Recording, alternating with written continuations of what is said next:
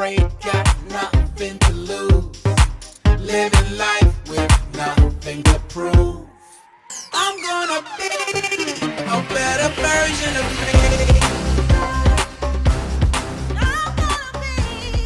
What's going on, folks? It's your boy again in the building, Dr. Sean Thomas here with episode 37 of the Be More Today show. We are back in the building. And folks, I'm super excited. We're coming down to the end of this year, and Be More Today has been doing its thing. I just want to thank everyone for the love and support. All the Be More Today friends and family who have been supporting us since day one. You guys have been great. As you guys know, we're on Instagram and Facebook, and our website, BeMoreToday.com, is booming now with my book, which you guys already know is out there and is doing this thing on Amazon and everywhere else, my podcast information. So the next episode after this is going to basically be talking about our virtual 5K, which I'm super excited to put together. It'll be the last week to sign up for that. And if you're not on our Strava group now, please join our Strava group on Be More Today, because right now the show is heard in 29 countries, and we're trending. So we're super happy for all your support.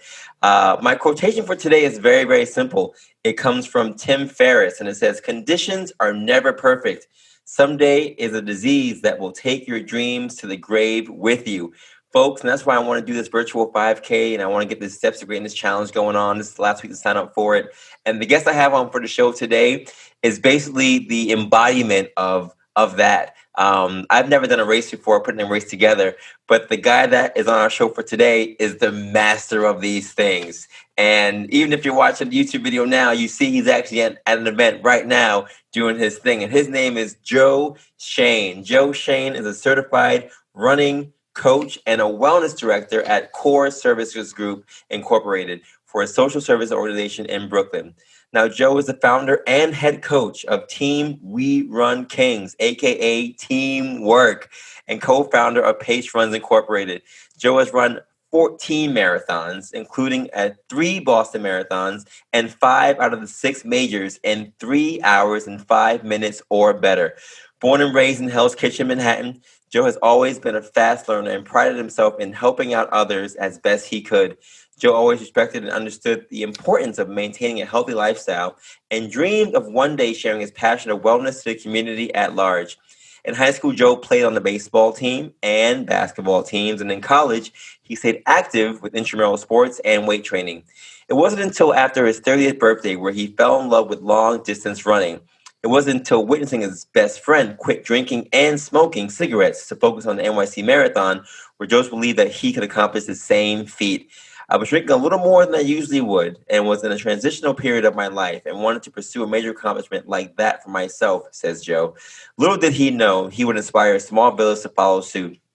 In 2016, 1 year after running his first marathon, by that time having already run 3, Joe Shayne immersed himself into the NYC running community by being a pacer for Harlem Run and participated in running crews in groups like Bridge Runners, November Project, and Nike Run Club. From time to time, Joe had improved in the sport, dramatically dropping his marathon time from 3:59 down to 3:05, and again down to 2 hours and 58 minutes, thus qualifying for the Boston Marathon standard all within 10 months. His friends and Alpha Phi Alpha fraternity brothers were so impressed with his discipline that they asked him to train them for their first half marathon, and he obliged. That is when Joe founded No Sleep Till BK Half, which would soon become Team We Run Kings. And thereafter, he became Coach Joe Shayne. From there, Coach Joe Shayne has successfully coached over 250 runners and walkers to run long-distance races, lose weight, and take on a healthy lifestyle where he hopes they continue throughout their lifetime. 1 year later, Joe was approached by one of his members to help put together a Greek run, fun run, 5K, and later he helped to co-found what is now Pace Runs. A few months later, Coach Joe Shayne was approached by one of his other members to become a corporate coach to CORERUNS, where he trained 10 of their staff members to run their first New York City Marathon. Currently, Joe lives in Hell's Kitchen with his girlfriend and serves as a wellness coach for Core Services Group Incorporated, a social services organization headquartered in Brooklyn. Joe coaches TeamWRK and CORERUNS athletes on Tuesday evenings, Thursday mornings, and Saturday mornings. Joe also coaches a group of runaway youth. Throughout the year, Joe co-hosts roughly 10 race events on the weekends with Pace Runs, When he is not running, coaching, or hosting wellness events for core or race events, Joe enjoys traveling, playing golf, going to the movies with his girlfriend, and spending family time with his siblings, nieces, and nephews. Ladies and gentlemen, boys and girls, pets included, please welcome to the stage my guy, the baddest coach in the land, Coach Joe Shayne. Joe, what's going on, man? Hey, what's going on, Dr. Sean? Dr. Sean Thomas and the BMT Today family. How's everything going? Man, I'm good. I gotta let people know Man, what a bio. that's you. That's all I you, can't believe man. that. That's all you. And listen, Oh, man. if you're watching on YouTube right now, this man's actually at a race right now. Coach Joe, where are you right now? Well, right now I'm in downtown Brooklyn. It's not quite a race, but more of a... Oh, sure. So we're doing a protest run walk. Keith Lamar, who has been wrongly accused of murder, sits on death row. And in about 1,000 days, he's actually set to be executed for a crime he didn't commit.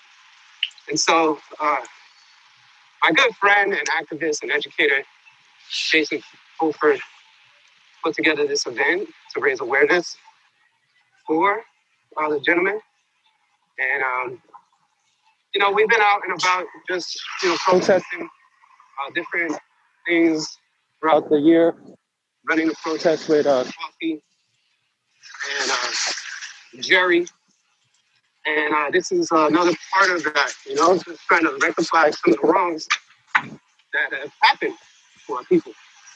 And so, yeah, I do a lot of stuff in terms of running and coaching, but I'm also very active in this space as well, just supporting folks when the time comes. I love it. I mean, that is all thing. Those are all things that clearly that we embody with Be More today. And I'm happy you made time for me today. I know you're all over the place, kind of like I am. But we met through a mutual friend of ours who's part of your teamwork. She was a patient of mine, and you and I really connected when we had like a little PT session that I did for you guys back in the day. And I didn't know who you were at the time, clearly, but once I knew who you were and the reset you had in terms of your following with your runners and your community, I was just super and have been the biggest fan of you. Watching what you do with your community, watching you with the marathon stuff. I mean, when I did the marathon, I'm looking up and I see on the billboard, I see you. I see a picture of you. You're in every commercial. Like you're bigger than life right now. So I'm just happy you're making time for us today. I really, really appreciate it. And while you're running and doing an interview at the same time, I'm even more impressed because that to me is basically just living what you say and making it really what it is.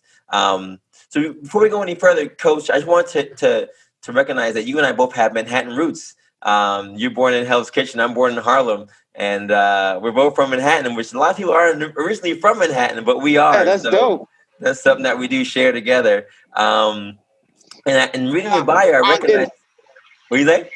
In that, the fact that this is your episode 37, I actually grew up on 37th Street. Oh, did in you? Manhattan. So I thought that was pretty special. I was like, oh man, I gotta make this episode. Look at that! Look at that! So I know you just reading the bio, you didn't really get into long distance running, but you were always athletic. Were you always fast, or what was the secret? Was there a work ethic switch for you when you entered your 30s, or what was this change where you basically went from running the 358 to sub 3 marathons in your 30s? Well, it's interesting. Long distance running is actually a really interesting sport in that, like, you can really improve even when you get older. And a lot of people don't really hit their stride until their 30s and 40s. But for me, like as being like a young student athlete, I've always been fast. That was like my gift. I used to run like little 200 and 400 meter track events when I was like 12 and 13 years old. I was like top 10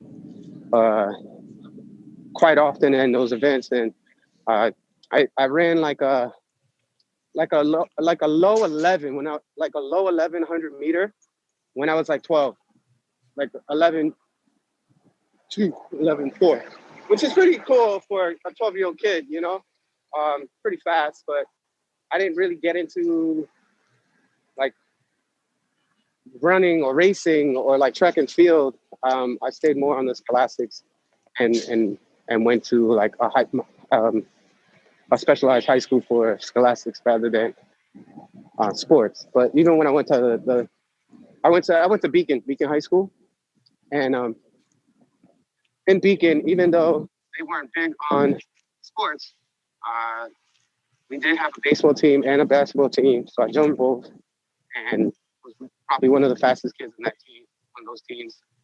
And I think I made the baseball team just because I was fast. But other than that, I never ran more than like a few miles.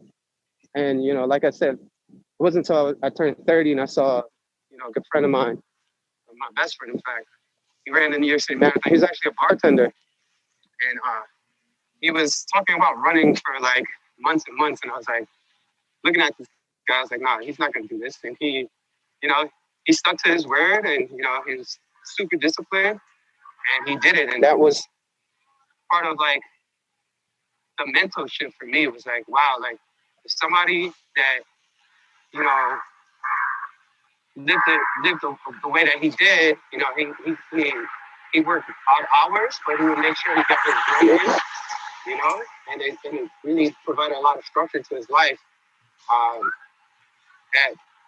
That resonated with me, and that was something that I wanted for myself. Of course, completing the feat of running the marathon, but it was more so the discipline aspect and all the other intangibles that come along with training for a marathon or, you know, a major event such as, you know. Yeah. I mean, that to me is inspiring in the sense that you saw someone else doing it. And I think a lot of people get into these things because they see somebody else doing it and they say, you know, why not me? If they can do it, then I probably can do it too. That's how I started doing it. Literally, I looked at a Facebook post that I put on 10 years ago, a conversation I had with a friend of mine. I was just doing my first BK half, and that to me was a big thing because the half marathon was like, oh, I've never done that before. That's going to be huge. And he asked me if I would ever do a marathon, and I was like, why would I ever do a marathon?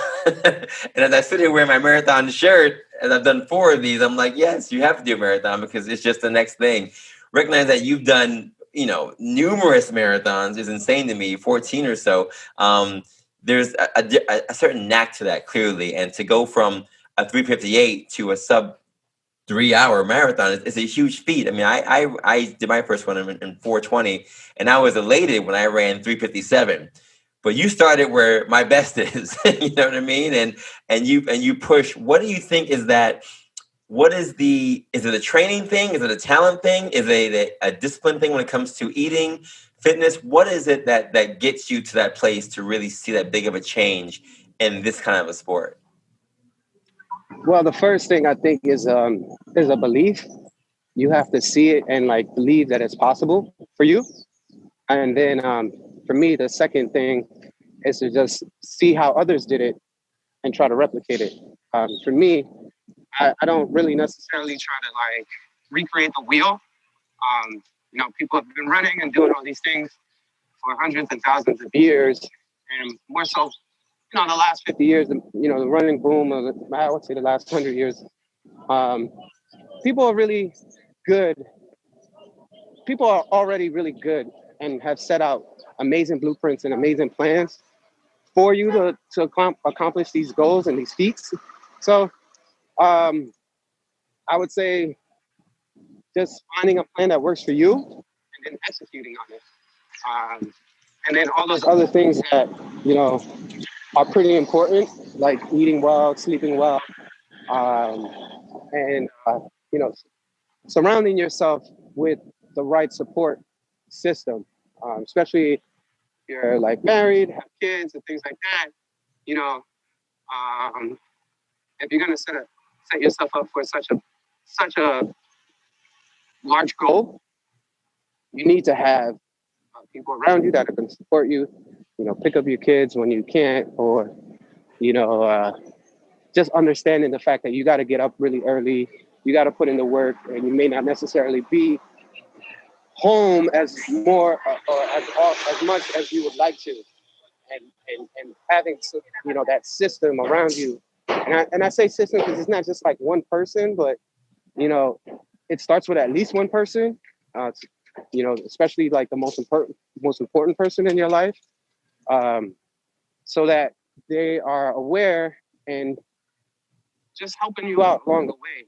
And when you are striving for that kind of goal, it's not just about you. You ultimately help out other people. You start inspiring other people, whether you know it or not.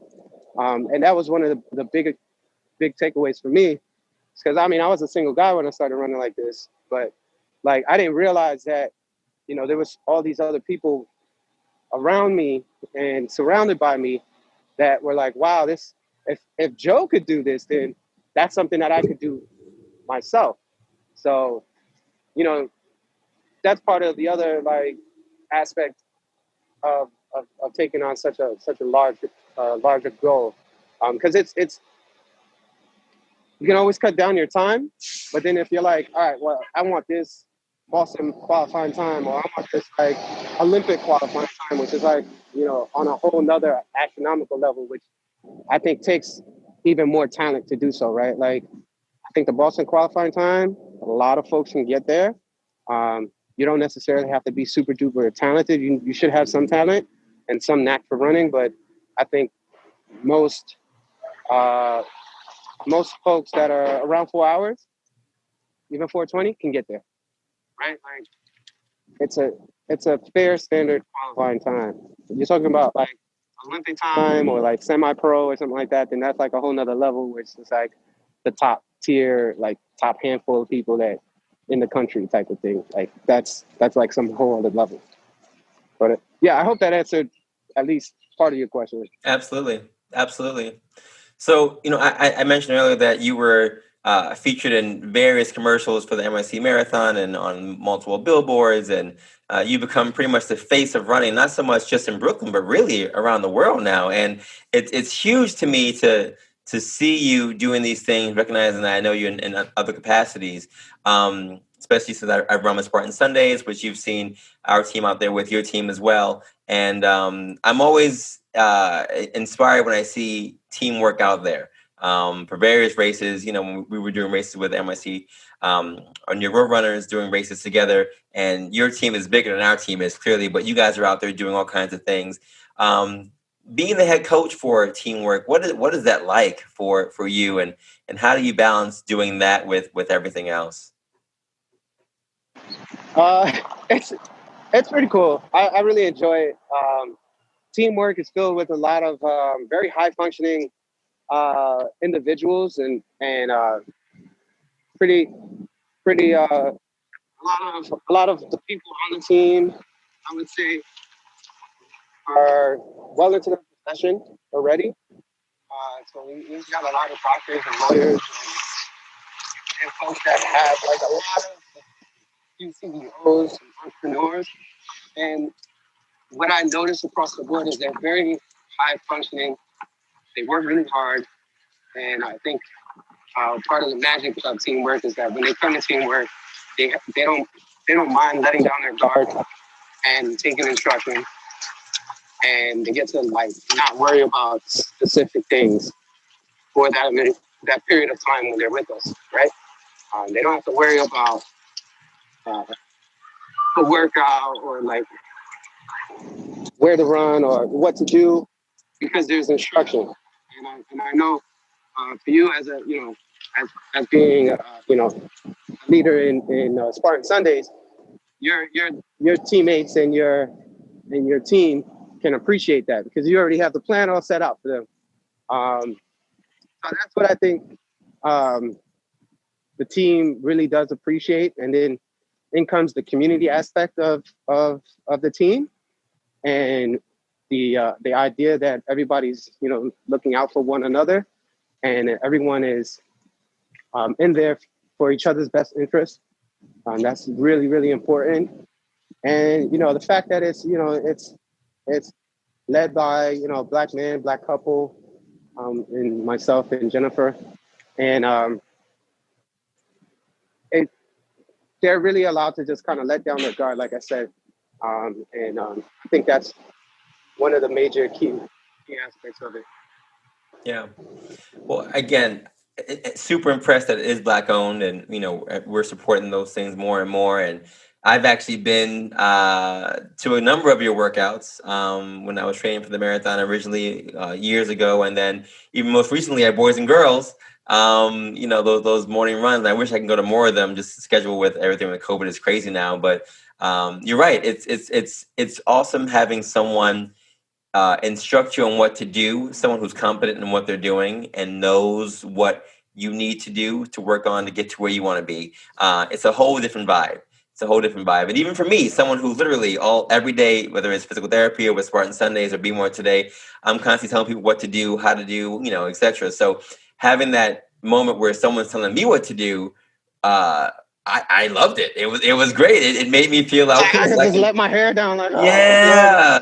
Yeah, tell me what to do, please. Every so often, I like to take classes and like go to like other I have a personal trainer and I work out with, I have a coach. It's like there's times where I just don't want to like have to think about every little detail, and it makes all the difference for you. I see that.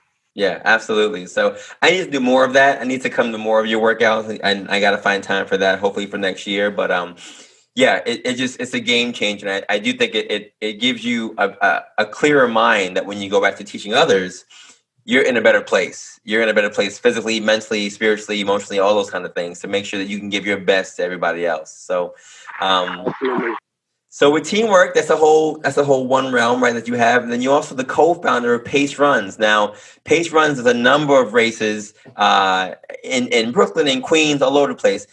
Describe your work with Pace Runs and how that collaboration became. Well, Pace Runs came from one of my members, my coach. He is also one of my fraternity brothers. And we started Pace Runs out of a charity event. He wanted to put together a charity 5K for his school, his college, his undergrad there. He graduated from Hofstra University. And we called it the Greek Fun Run. And we ran a 5K along the boardwalk of Coney Island, from Coney Island Boardwalk. And then from there, we said, hey, this was such a great event. Like, I want to do a race events company. He said, Joe, I know you already coach runners, but would you be interested in partnering with me to do race events more often? I said, sure. What are we going to call it? The next year we did an event called the Brooklyn Pace. And then we were like, well, if we don't want to just keep this in Brooklyn, like, let's open it up. And so we called it Pace Runs. And it comes from a saying that we, at the TeamWRK would say quite often. Pace, meaning plan A, crush everything. And I'm sure you might have heard that before. When I heard it, or when I said it, I didn't think that I heard it before, but I'm sure I probably did. But we wanted to, keep that play on words, with pace and pacing and running and things like that. And it just made sense. So in 2017, we hosted 3 race events. Am I doing this right? No, 2018, we hosted 3 events. We did the Brooklyn Pace, we did the NYC Pace, and then we did Queens Pace. And then from there, we, on 2019, we expanded it to 10 race events, including hosting a race for Louis Vuitton and their largest fundraiser, the UNICEF World Run. So a lot of people hosted that event, but we did it. Yeah. And, it's just, in terms of like my role, it's like when you are a part of such a small company, it's like you wear many hats, a lot of times I'm the guy that's on the mic introducing the host, or I'm kind of like the face, so to speak. Like, I put myself out there because I'm already so much involved in the running community with the coaching and training and, you know, billboards and things like that, it's easy to just put my face out in front of pace runs. But, you know, Mike and Jen, they do so much work, and it just takes a lot to run a race events company. And for those that put together race events, can attest, there's so many things that you have to do in order to make sure that that event is successful. And it's just hard to figure out just like one, or even just try to break down like one or even a few aspects to it. There's just so much. It's like event planning. But what we like to call it, it's like having a big block party and inviting all your friends to come for fitness. That's the way we like to look at it. Yeah. You know? Yeah. And you're doing a great job, clearly, because the people are coming out, and it's inspiring others, those who do run and those who just want to get into it. Appreciate it. Yeah. It's huge. I know you also do wellness, and you're the wellness director and certified running coach for Core Services. What's Core Services exactly, and what's your main role there? So Core Services Group is a social services organization. And what we do is we provide. Hey, Miss Phibbs. Oh, that's my boss right there. How's it going? All right, I'll see you. She lives right down here. Okay. That's so funny you talking about her. Talking about us. Yeah, so we're a social services organization that serves the community. We house homeless, house runaway youth. We house and provide resources, not just house, but provide resources in terms of getting folks back on their feet, getting them resources, getting folks into jobs programs. It's just a plethora of resources. And we're based in Brooklyn. We have operations in Washington, D.C. and expanding. And I'm the wellness director for the company. And we're building a program that is comparable. We're trying to provide wellness services to our staff because our staff does so much for our clients. And we're trying to make sure that they're well and that they're good in terms of like mental and physical and spiritual and ready to do their job to the best of their abilities. So we do walk challenges. We do meditation, daily meditation. We provide yoga classes. And I don't teach yoga, but you know, I partner with the yoga instructor and make sure that they come out and do yoga classes. We do a lot of wellness activities. So we do some art therapy. We've got a small group that does like knitting and crocheting. And so part of my job is just to coordinate and make sure that everybody has some aspect of their wellness that they can get access to even while they're on the job, even if it's for like 20 or 30 minutes a week, or in some cases a day if they choose to come to the daily meditation. So, wow. That's huge. You're giving back in various ways. People who looking for housing and whatnot can really have a sense of finding resources, and literally you're changing the community. I think a lot of people don't recognize or give enough credit or homage to the ability for sports and athletics and recreational activities like these to change communities, not just on a emotional scale, but literally, like you can use this platform to do so many things, and you're definitely doing that. So kudos to you for that. And it's no surprise that you're succeeding in all of these things. Just knowing you for the years I've known you in various capacities, it just makes sense that you're killing this thing. I have a question for you though, in terms of the COVID-19 thing. So, COVID-19 clearly has rocked the world in various ways.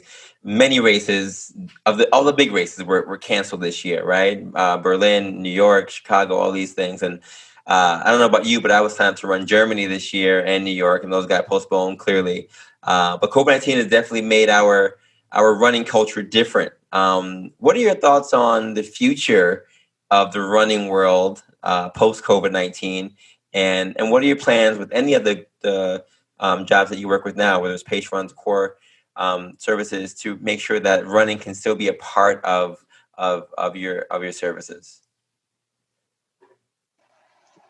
Well, that's a great question. And I think one of the good things about running is that it's pretty much one of the only activities that's been encouraged during COVID.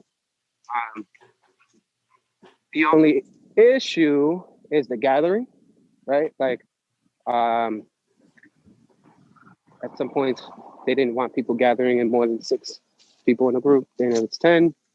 Then it went up to 25, but now they're kind of scaling back, right?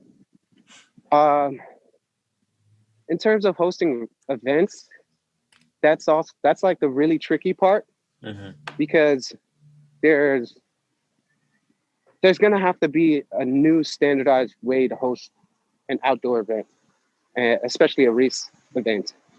And I've went to a few different events. I've seen the way that they are operating, and they're doing kind of like the staggered start, which is really cool. And we're actually, Pace Runs is actually hosting our only in-person event of the year that's been approved by the city and the state and things like that with our permits, and we're able to like close off a course and things like that.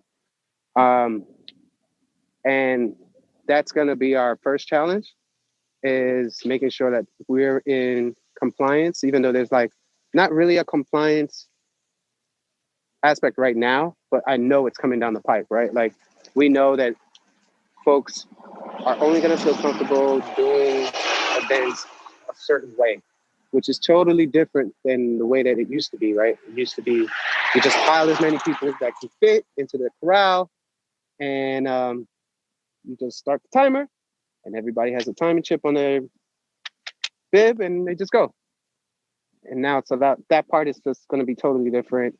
Can't have as many volunteers. You don't want people hanging around.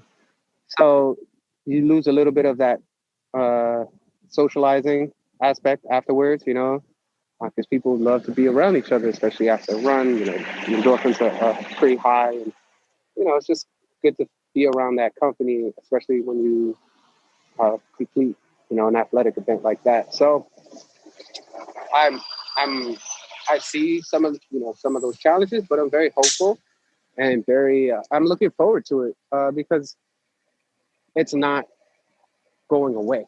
Like people are going to keep running, and I think that in some instances people are running more because it's just the most comfortable thing to do. I used to work out in the gym, and now it's a lot less. You kind of you're thinking about like, well, who touched that dumbbell last, right? Like you have to think, and I mean it causes a little bit more stress in terms of like, well, maybe you never know when you can like pick up or contract a virus. And so when you're out and running, you're outdoors, you can kind of control your own space. You can control who's around you, and you don't have to breathe on top of one another. So I don't know. I think that running is just going to continue to grow. The fact that some of the large scale events have to pause their activities, these 40,000 person events like the major marathons, they kind of have to come down to our size. So we generally host about 300 to 500 person race events, and we've gotten pretty good at it. And so now some of these large scale events, they can't do that. They can't host 50,000 people running through the 5 boroughs of New York City. So it kind of levels the playing field in terms of we're set up with a unique opportunity to grow while other organizations have to scale back.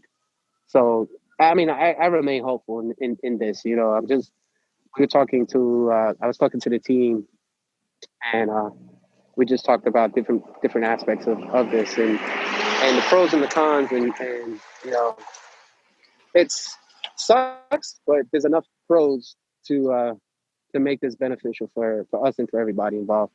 Mm, well said. Last question before this a little break. And I know you're at an event right now, and it's clearly with an event that is invoking awareness to a situation. I've seen videos of you at other events that are similar to this, where you've been speaking to people about social issues, Black Lives Matter, and other issues, and your platform is growing. How do you think your platform has affected the running community in regards to social justice, and what are your plans, I guess, moving forward with our new administration that's now in place, hopefully for next year? Yeah, that's a good question. I haven't really given a lot of thought to that part of it in terms of, the new administration, because it's their new administration, but they're not really new. You know, Joe Biden has been in politics for about 50 years, and Kamala Harris has been, prosecutor, and she's been in the Senate for, maybe not 50 years, but for a pretty long time herself. And so it's kind of like we have to remind folks of what they said that they're running on, and then hold them accountable to it. But it's not just them, right? It's like our local officials, our councilmen and women, our Congress. I mean, even down to like the PTA, and just folks have to be involved and know what's going on, and communicate. And I've been pretty outspoken, especially around Black Lives Matter, and I just it's just, to me, it's just a shame we even have to say that, right? Like, we have to break this thing down to the most basic concept or basic fact, right? Of like, I mean, below Black Lives Matter is just like, okay, acknowledging Black lives exist, right? Like, then saying, yeah, Black Lives Matter. Then it's like, Black lives not only matter, but are so influential in every aspect of the foundation of human existence. The fact that the first person came from Africa, and has Black folks have shaped every aspect of human life on this planet. So to me, like, the fact that we even have to say Black Lives Matter is like, what? And so in terms of like my platform growing and evolving, it's just, I guess it's just who I am, or who we are as a people. Just, we are always evolving and growing, and there's a lot of knowledge and history stored inside of us. I actually went to school and studied a lot of Black history, and this stuff is just like second nature to me, and that's why a lot of what I do is just, I wanted to create a Black-owned business. If I was to work, I would work and serve at a Black-owned business, and that's where I work. Core is actually a Black-owned company where, like, I want to say like over 90% of our staff is Black. And 90% of our clients, the people we serve, are Black. And I love it. I love the fact that, as many things as I can do are directly um, affecting Black people in a positive way. And I'm able to say that. Um, so I always try to work with organizations or companies that care about Black people. It's really important to me that our values align in organizations and in business. And I don't know. At some point, I think I wanted to say that to you or to somebody. I don't know if that answers your question. Absolutely. That was definitely on my mind. Absolutely. So I hope that I hope that my platform and platforms like mine continue to grow and evolve and touch and move and inspire people in a positive direction, and get people to get in action. And I recognize I haven't been as active on social media as I could be, because I'm like pretty active in life. So it's like it's hard to like take that moment to like write something up and then post it, because I like to think about the things that I say, especially the fact that I get a lot of pushback sometimes from people that don't necessarily agree with the way that I see things or the way that I think. So I want to make sure that I'm very clear when I do get a chance to like write something up and post it. Folks, if you're just joining us on the Be More Today show, it's episode 37. I'm here with Coach Joe Shayne, head coach of TeamWRK, co-founder of Pace Runs.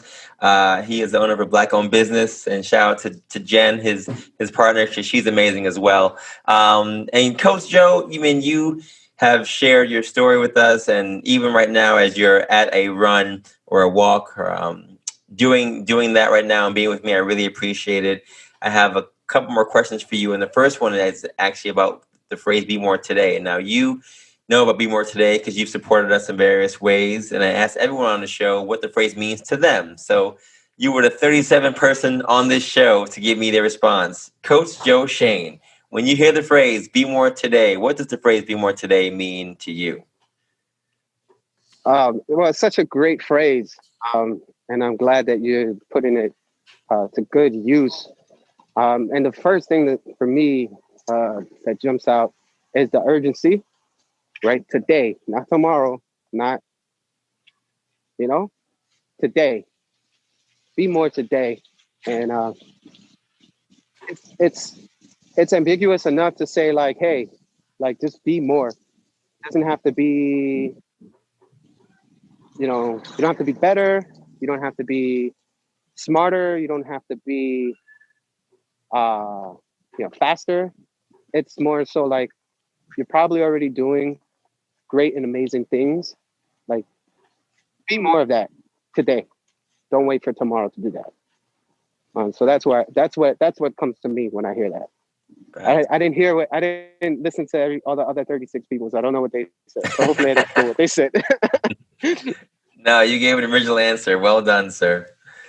Now, I thank you for sharing earlier that you said PACE stands for Plan and Crush Everything. I had not heard that before, but I like it. And it goes pretty much in line with my book, which is Be More Today, a 40-day guide to a better version of you. In the book, I talk about things that I hope or want people to start doing, stop doing, and goals that they have in their lives, basically to crush whatever they're doing. So share with the listeners, Coach Joe, what's one thing that you either wanted to start doing this year or plan to start doing for 2021?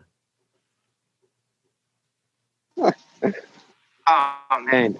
Well, I feel like one of the things that I wanted to one of the things I wanted to start doing was getting up a little bit earlier in the day, starting the day a little earlier. And I think I've been able to do that, which is cool. But then another thing was that I wanted to eat a little bit like cleaner, a little bit better. Started to do that like earlier in the year, but then, man, I really like cookies, and and I like coffee and I like soda. And so like trying to like, cut down on those things that I know aren't the best for me um, is one of the things that I want to do today. But that's something that I haven't said out loud, so I probably should work on that. There you go. Cool. What's one thing that you want to stop doing for either Oh 2021 wow, or very sorry to stop doing? I think I answered part of your question, part of that question first. So I didn't that was my fault. So maybe I should go. All right. So I want to stop eating so many cookies and drinking so much soda and ice cream. I mean, soda and coffee. Um, but I guess what I also want to start doing, I also want to start doing some more workouts for myself and start training for getting back to a fast marathon for myself. I've trying to put that on the back burner, and I've just been like, coaching and instructing others. And I've actually uh, witnessed one of my athletes, Stanley, work really, really hard and uh, run a marathon in Harrisburg, Pennsylvania, and ended up qualifying for the Boston Marathon. So I was pretty inspired by that. And I was like, you know what, man, I got to get back to it too. I still have some work that I got to accomplish. And so I need to shoot for that. Boom.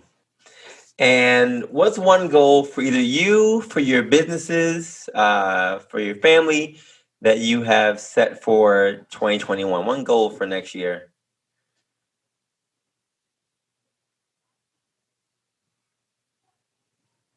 So one goal that we set for our business for pace runs is to be able to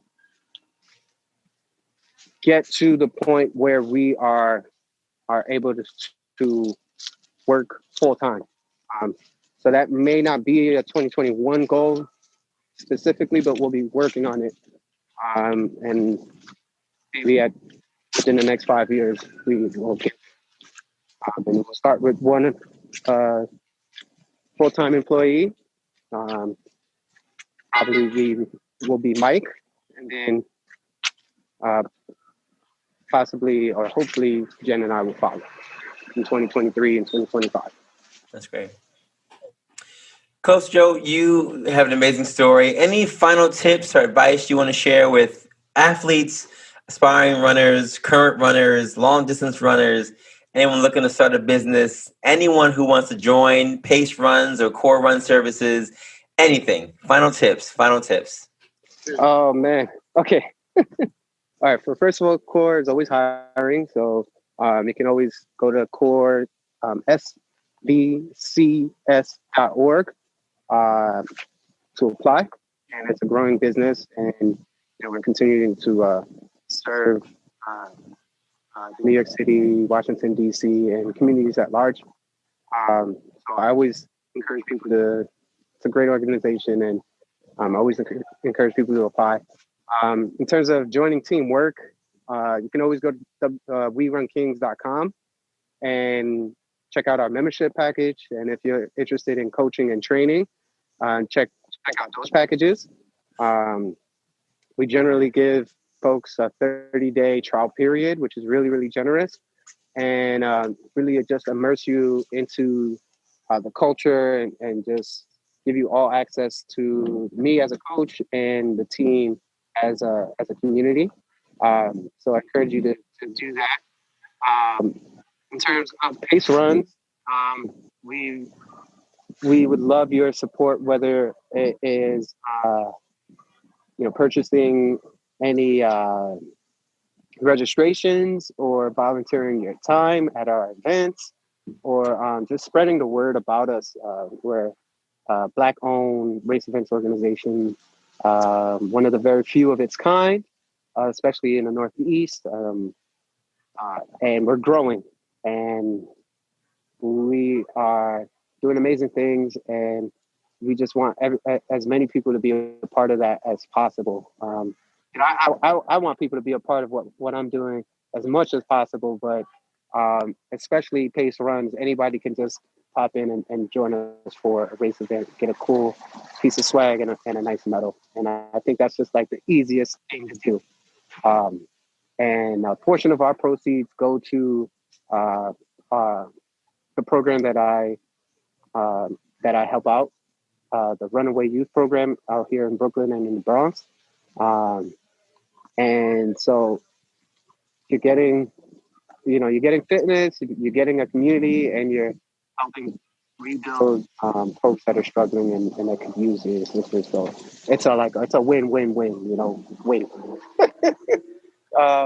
And the best way I would say in terms of if you wanted to start anything, or you want to start a business, or you want to start running or start training for something, is to I would say first conceptualize what it is that you want to do in your head, right? And then find out what other folks have done, see what their blueprint was and is, and then try to tailor that to your lifestyle, right? Like if you want to run faster but you don't have a lot of time, well, there's other people that are in that same boat that have done it.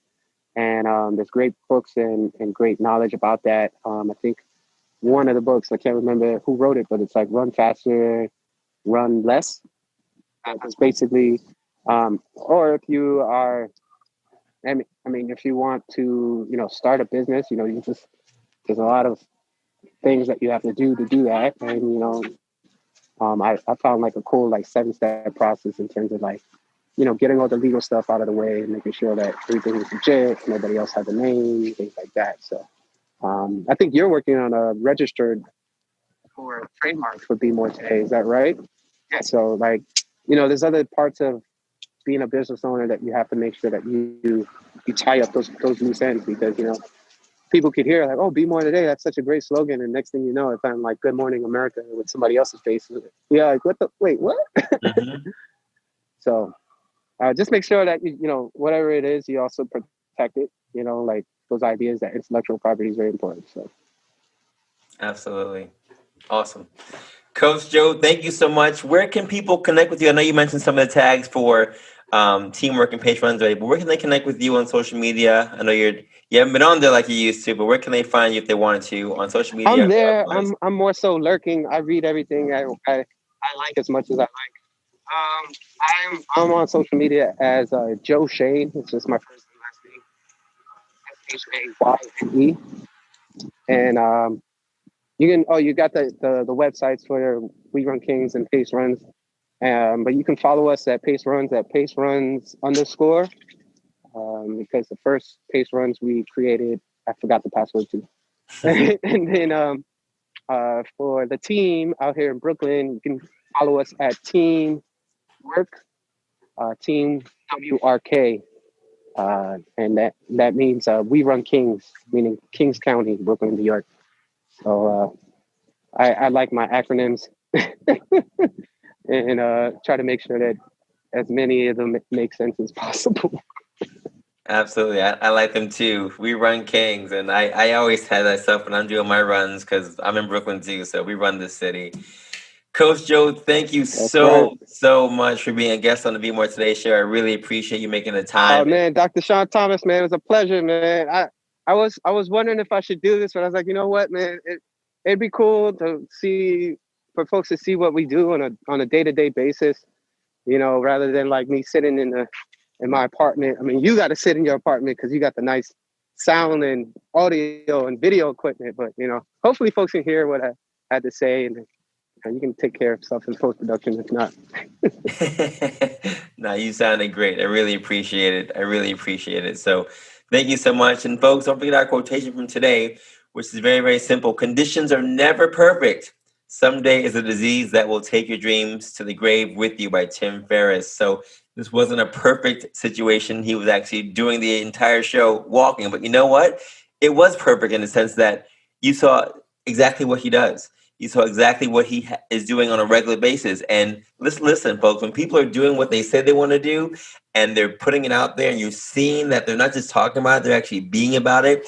That's what I'm talking about. Justice for Keith Lamar. If you don't know anything about that, you can see the YouTube video right now. Justice for Keith Lamar. You can go on YouTube. You can see the name of the race. I'm sure you can go online too, or at Joe Shayne's page. He will hopefully post something about that so people can follow and support the movement, what's going on. Using this platform not just to get people to be better in terms of their lives, but also to be better people in terms of social justice and awareness. So, Coach Joe, we salute you and all the work that you're doing for Brooklyn and for everywhere around the world. You are truly an ambassador for Brooklyn, and we appreciate you so much. For those of you who are following our Be More Today websites, BeMoreToday.com, you will find everything from our book to our music on Amazon, the podcast information again. And if you want to support us, right, be a Be More Today supporter or Be More Today family, send us your thoughts to BeMoreToday.com. That's BeMoreToday, number 2, at gmail.com, or any of our social media platforms as well. The Worst Flight podcast is alive and well on every single Wednesday. My boy T. Farrell doing his thing every Wednesday, so please check him out and continue to support us. And folks, again, if you have not signed up for the Be More Today 40-day challenge, January 1st, the deadline for that is going to be November 30th. So this is going to be your last week to get out there and sign up to either follow me for these 40 days for this book or join us for the 5K challenge starting on January 1st, the first day of the new year. So go out there, be a part of the movement, and go support TeamWRK and Core Run Services. They are doing their thing in Brooklyn and all over the world. So go on social media and like all their pages and continue to keep the running community moving. We're trying to keep things moving during this time of COVID-19. It's getting harder, but we're finding ways to do it. And again, like Coach Joe said, it's one of the best things you can do. One of the safest ways to stay fit. And to be honest, it's free. You go outside and do your thing. So make sure you have one of your masks on. Coach Joe has his Cool Gators. We have our Cool Gators as well. You can go on any of our sites and buy one of those so you can support the movements and be safe as well. It's good for us to stay out there and to stay healthy and safe during these times. So folks, continue to stay active and keep moving. As I always say, episode 37 is in the books. So have a good day. Have a good night. Have a great life and continue to take your steps to greatness to be the best version of you. Peace. Living life with nothing to prove.